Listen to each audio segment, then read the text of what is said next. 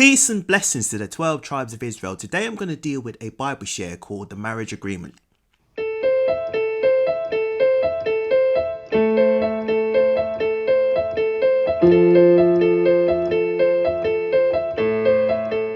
The Marriage Agreement. Now, a lot of brothers and sisters say, or a lot of Israelite churches, they say, oh, well, you need to get a marriage license, and you need to legally get married, etc., etc., etc. Now, in a way, they're not really wrong, right? In a way, well, technically, right? Because there's no law in the Bible that says that you can't get a marriage license. It's not in there. And there's no law in the Bible that says you can, you should, right? So there's no law against and there's no law for, right? It's just not there, right? So let's do Tobit, because there's quite a lot of reading that I want to get through in Tobit. Because all we have is the instrument of covenant, right? And the instrument of covenant wasn't really a marriage license, right? But a lot of churches say, or some churches, we're not talking about the Christian church, because the Christian church does not read the Apocrypha, right? So they're completely lost, right? There's no marriage license in the Bible as far as they're concerned. But us Israelites that have been awoken to know that we are Israel, we know that there is an agreement in the Bible. But is it a marriage license? Like, if you wanted to get married to someone, and then the process is, if you want to get married to someone, then you have to go to the government. The government now decides whether to give you a license or not, judging by a certain criteria. They sit on it for a bit, and then they decide, okay, we can give you a marriage license, right? Now, that's the process, right? Now, is that really in the Bible? Probably not. Right? So we're going to go to Tobit, and hopefully I'm going to give some edification along the way, right? So we're going to go to Tobit 4, and we're going to read from 12 to 13. Here, ready, go. Be aware of all whoredom, my son, and chiefly take a wife of the seed of thy fathers. So I'm not going to do the whole story of Tobit, but what I can do, I suppose what I can do is I can read the first chapter. Let's read the first couple of verses, right, to establish Tobit and possibly Tobias. So we read in Tobit 1, and we're going to read from 1. The book of the words of Tobit, son of Tobiel, the son of Ananiel, the son of Adiel, and the son of Gabriel, and the seed of Asel, and the tribe of Naphtali. So Tobit was from the tribe of Naphtali. So he was an Israelite, who in the time of Nebuchadnezzar, that's what it means, king of the Assyrians, was led captive out of Tisbe, which is at the right hand of the city, which is called the properly Naphtali, in Galilee above Assar. Right? So he was led out of Israel, via the Assyrians, right? 3, I, Tobit, have walked all the days of my life in the way of the truth and justice, and I did many alms deeds to my brethren and my nation who came with me to Nineveh into the land of the Assyrians. So alms deeds just means he gave a lot of money.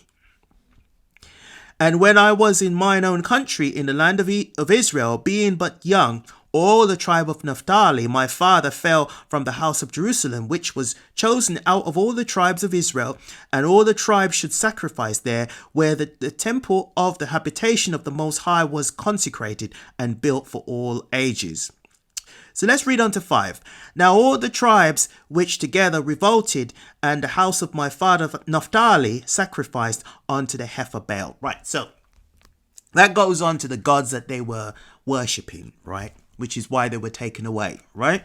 So let's now go to Tobit 4, and we're going to read from 12 to 13. Now, Tobit is the father, and his son is Tobias, right? And what you're going to read is that he was a good man, an upstanding man of Israel, right? And he was brought up in a good family, as we just read, right?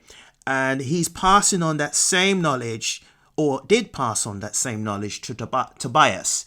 So now Tobias is looking for a wife, right? So that he can continue life with his woman, right?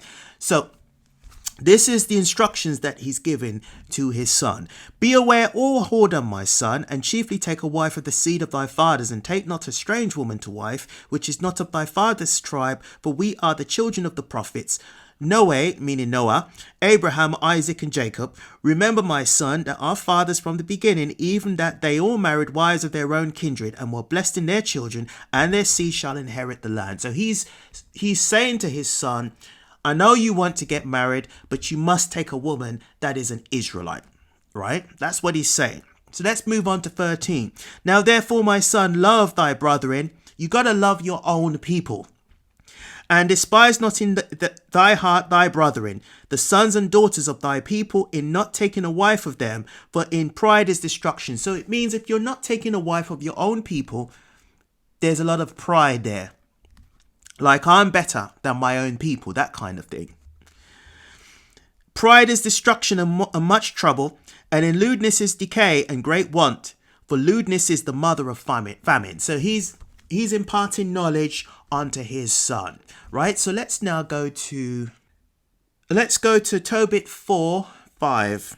My son, be mindful of the Lord our God all thy days, and let not thy will be set to sin, or to transgress his commandments, to do uprightly all thy life long, and follow not the ways of unrighteousness. So Tobit was a very upstanding man. He's a man that feared the Lord, and he always imparted knowledge onto his son. So we're now going to read, so now we have a flavor of Tobit. So we're now going to read about Tobit and Tobias, right? So we're reading Tobit 6. Here, ready, go. And as they went on to their journey, they came into the evening to a river, Tigris, and they lodged there. And when the young man went down to wash himself, a fish leaped out of the river and would have devoured him. Then the angel said unto him, take the fish. And the young man laid hold of the fish and drew it to the land. And to whom the angel said, open the fish and take the heart and the liver and the gall and put them up safely. So the young man did as the angel commanded him, and when they had roasted the fish, they did eat it. And then they both on their way till they drew near to Akbatan. Then the young man said to the angel, brother Asarius, to what use is the heart and the liver and the gall of the fish? Right? So he was speaking to an angel, right? And he said unto him, touching the heart and the liver, if a devil. And he said unto him, touching the heart and the liver, if a devil or an evil spirit trouble any, he must make a smoke thereof before the man or the woman, and party should be no more vexed. Right. So what we did is that we smoke things. That's why in the sacrificial law, animals were sacrificed, right? And it's the smell of the animals that the Most High loved, right? It's the same thing in the spiritual world. You know, as a nation, what we did, we had incense, and we would light those incense, and those incense would ward off the devil spirits, the demonic spirits, right? So this is the same kind of thing that's being said here. So as for the God, it is good to anoint a man that heart witnesses in his eyes, and he shall be healed. And when they were come near to Rages, right? So this, I believe, is Tobias, right? This is Tobias. And when they were come near to Rages, the angel said to the young man, brother, today we shall lodge with Raguel, who is thy cousin. So Raguel was the cousin, and he also had one only daughter named Sarah, and I will speak to her that she may be given thee for a wife. Who is thy cousin? He also had one only daughter named Sarah. I will speak for her that she may be given thee for a wife. So Sarah would have been, obviously distant cousins, right? For to thee do it the right of her appertain, seeing thou only art of her kindred, right? So here we go. So 12, and the maid is fair and wise, and now therefore hear me. Now, I just got to say this. Now, where it says cousin, it doesn't actually say whether it's a distant cousin or near cousin, right? So I just needed to say that, right? But Israel married cousins, right? I suppose it's to keep it in the family, I suppose, right? So that was part of the custom of Israelites. So let's read on. And the maid is fair and wise. So that's Sarah. She's very beautiful and she's very wise.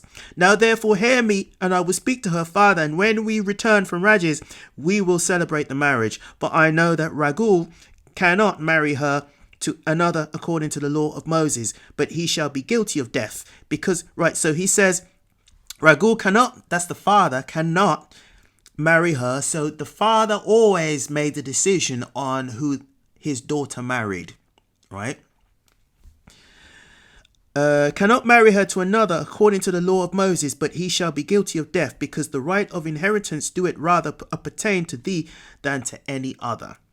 Then the young man answered the angel, I have heard, brother Asarius, that this maid hath been given to 7 men who all died in the marriage chamber. So he given her to 7 men, they all died. And now I am the only son of my father, and I am afraid, lest if I go in unto her, I die, as the others before. For a wicked spirit loveth her, which hurteth nobody but those which come unto her. Right? So there's a spirit that is protecting her. Wherefore I also fear, lest I die, I bring my father's and my mother's life because of me to the grave with sorrow, for they have no other son to bury them. Right? So he said, well, he's the only son, and I don't want to die. Maybe it's not a good idea. Then the angel said unto him, doest thou not remember the precepts which thy father gave thee, that's Tobit, that thou shouldest marry a wife of thine own kindred? Wherefore hear me, O my brother, for she shall be given thee to a wife. Right? So this may give you an idea why those men died, because maybe they were not of the same kindred, right? I'm just surmising here, right? Or maybe they were Israelites, but they were not following the law, right? So let's carry on. For she shall be, okay, so let's read 15. The angel said unto him, doest thou not remember the precepts which thy father gave thee, that thou shouldest marry a wife of thine own kindred? Wherefore hear me, O my brother, for she shall be given thee to wife, and make thou no reckoning of the evil spirit, for this same night shall she be given thee in marriage. And when thou shalt come into marriage chamber, thou shalt take the ashes of perfume, and shall lay upon them some of the heart and the liver of the fish, and shall make a smoke with it. Right? So again, it's the ward off the evil spirits, right? And the devil shall, now the marriage chamber was during when there was a wedding ceremony. There was a chamber of which the man and the woman would consummate their relationship, right? So that was part of the custom under Moses, right?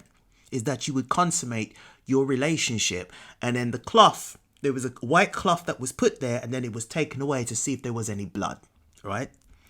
That is to see whether the man was marrying a virgin or he wasn't, right? Or he was frauded into thinking that she was a virgin when she wasn't, right? So let's read 16. And when thou come into the marriage chamber, thou shalt take the ashes and perfume, and shall lay upon them some of the heart and liver of the fish, and shall make a smoke with it, right? That's like an incense. And the devil shall smell it, and flee away, and never come again any more. But when thou shalt come to her, rise up both of you, and pray to God, which is merciful, who will have pity on you, and save you. Fear not, for she is appointed unto thee from the beginning, and thou shalt preserve her, and she shall go with thee. Moreover, I suppose that she shall bear thee children. Now when Tobias had heard these things, he loved her, and his heart was effectively joined to her. Right, so he loved what he was hearing. Bearing in mind, this was the angel speaking, right? So let's read 17 again. And the devil shall smell it and flee away, and never come again any more. But when thou shalt come to her, rise up both of you, and pray to God. So you pray to God, which is merciful, who will have pity on you, and save you from the beginning, and thou shalt preserve her, and she shall go with thee. Moreover, I suppose that she shall bear thee children. Now when Tobias had heard these things, he loved her, and his heart was effectively joined to her, because he knew that this was from God, right? So he was about to get a God-given wife. Right, so we're reading Tobit 7, and we're reading all of it, right, which isn't a lot to read.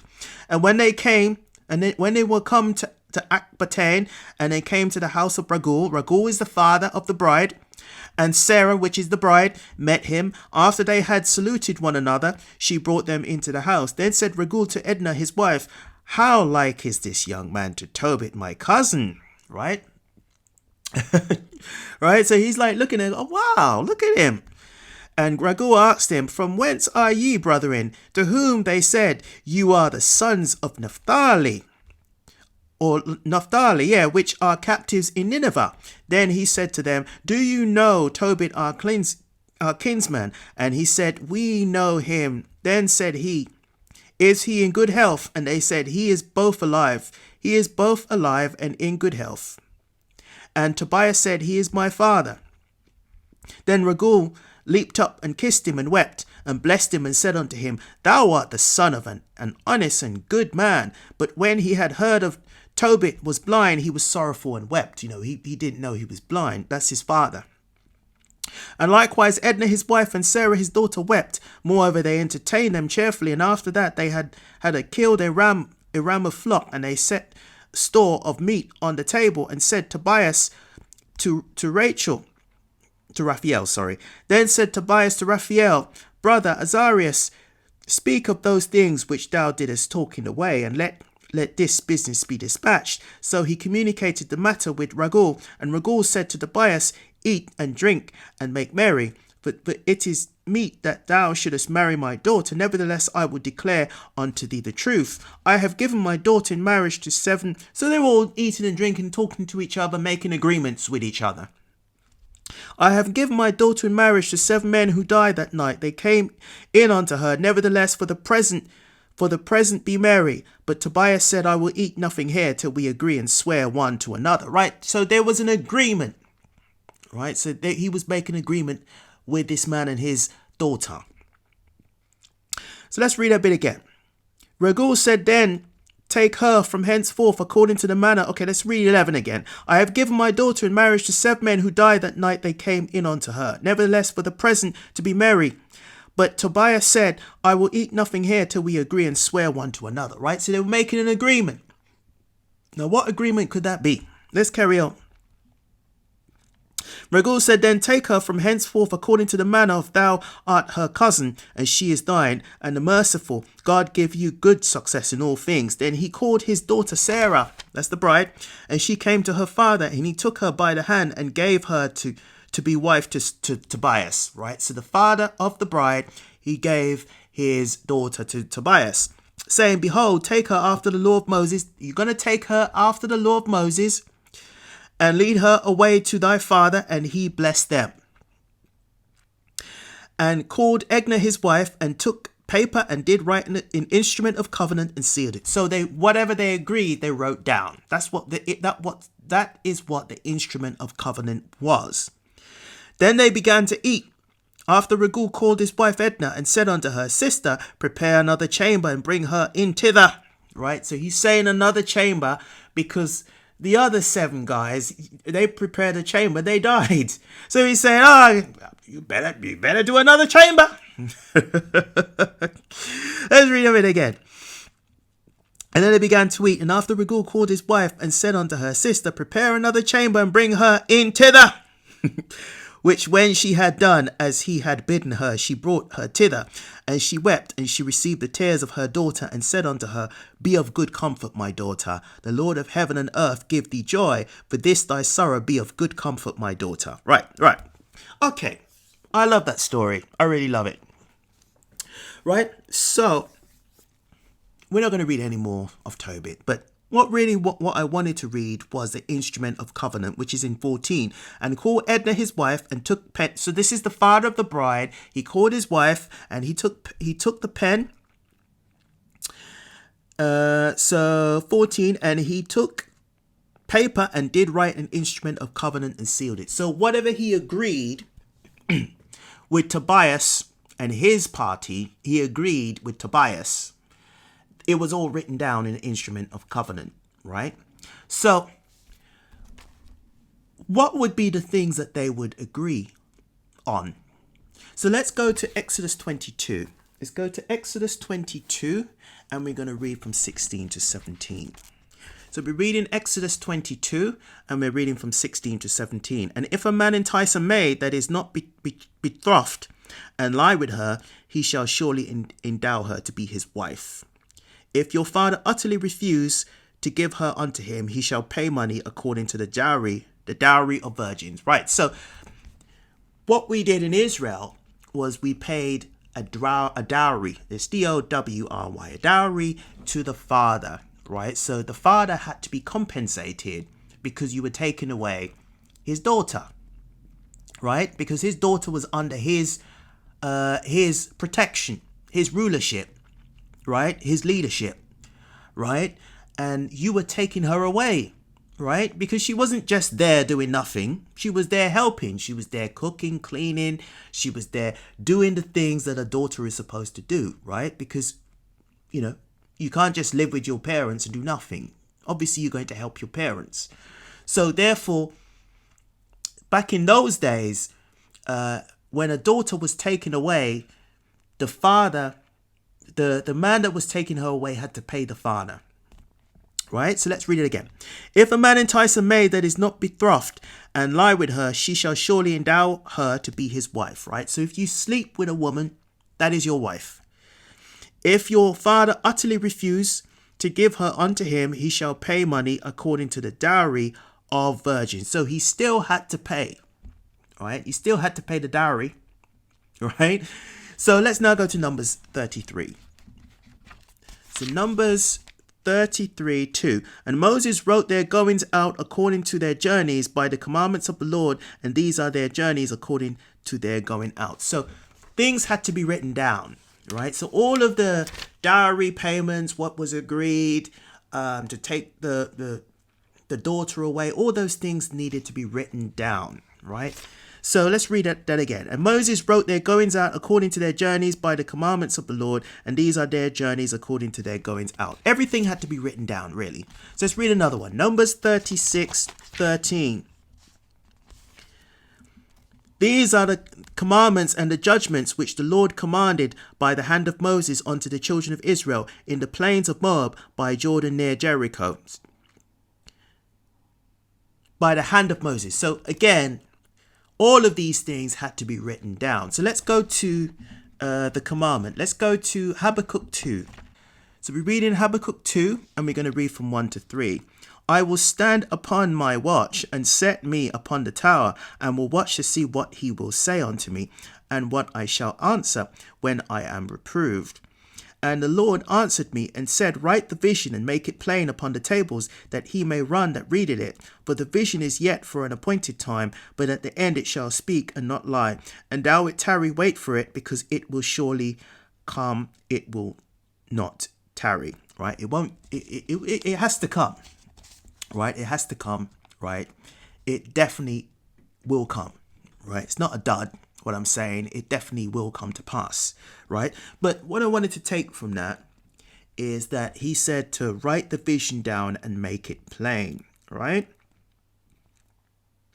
So he answered and said, write the vision and make it plain upon tables, that he may run that readeth it. Now, with all of the apostles, they were all told to write whatever was said and done, it needed to be written down. So that's hence why you have the Bible. But there was other things that were written down too, right? So the instrument of covenant would have just been another thing that had to be written down, because when you write it down, it's like an agreement, right? You're writing down an agreement, or you're writing down something that has been agreed, right? So let's go to Matthew 19. We're going to go to Matthew 19. And we're going to go from 1 to 6.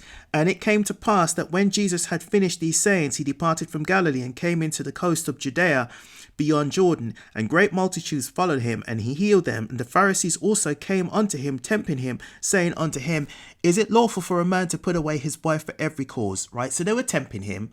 They were up to no good. And he answered and said unto them, have you not read that he which made them at the beginning made them male and female? And he said, for this cause shall a man leave his father and mother, and shall cleave to his wife, and they twain shall be one flesh. Therefore they are no more twain, but one flesh. What? Therefore God hath joined together, let no man put asunder. So who God put together, let no man put asunder. Now, is it a good idea to have it written down, your agreement to be together? Now, the point I'm trying to make is that should you go to the government and get a license, Now, you can if you want to. There's no law against it, and if your intentions are good, then it's a good thing, right? There's no law against it. But if you go to the government to get a license, you're not a believer, you don't care about marriage, you don't really care, you don't even know what marriage is, and you have no intentions of doing anything, any work in the marriage, then it's a waste of time. And that's why 50 to 70% of marriages in the Western world end in divorce. 50 to 70%. It's no longer fine to say just 50%, because we know it's more than 50%. It all depends on where you live in the West. If you live in a very opulent environment, then the divorce rate will be more, right? If you live in a very poor environment, the divorce rate will probably most likely still be high still, but probably not as high as those people that have lots of money, right? Right? Now, let me just say this. Now, divorce rate is anything from 50 to 70% failure rate. So going and getting a piece of paper from the government doesn't necessarily solve the problem. The problem is that people are not joined by God. That's the point I'm trying to make. Because it says, let's read it again. And said, for this cause shall a man leave father and mother, and shall cleave to his wife, and they twain shall be one flesh. So two separate entities are now one flesh. Wherefore they are no more twain, and no longer two separate people, but one flesh. What therefore God had joined together, it's God has joined you together, let no man put asunder. So if God has joined you together, no man is allowed to put you asunder. So that bypasses any kind of marriage license. Now, the instrument of covenant was, as in Tobit, was not really a marriage license. It wasn't a marriage license. It was just an agreement. It was an agreement that Tobit made with the father of the bride, which was Raguel. And therefore it was recorded down, and it was sealed as the instrument of covenant, meaning the deal was done, and it was agreed that Tobit can now marry Sarah, and they can now be a happy couple, and they can navigate life together. So that was what was in the instrument of covenant. But was it that did they have to go to the Babylonians and say, Babylonians, can we have a license to be married? No, that was not the case, because the Bible says, who God put together, let no man put asunder. You don't necessarily need a license in order to be married, right? Obviously, you can do it in public. You could have a blessing in public. You could have it written down, of course. You could have something written down, whether it be an email or something written down. But you don't necessarily have to have a marriage license, right? So I'm going to end it there. Brothers and sisters, I hope you were edified. Shalom.